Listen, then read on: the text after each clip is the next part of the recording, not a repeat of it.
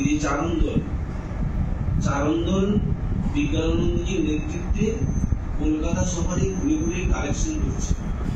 কর্মমানুষ থেকে তখন আশ্রম, ভাড়া বাড়িতে আশ্রম ঘুরে ঘুরে কালেকশন করছে।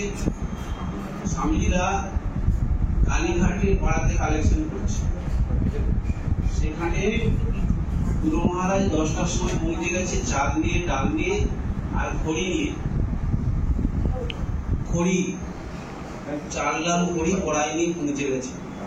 সেখানে কালীঘাটের একটা পাশে মাটি খুঁড়ে সেখানে কড়াইতে করে ভাত রান্না করে একটা সবজি ডাল করে বসে আছে। স্বামীজিরা কালেকশন করে আসবে।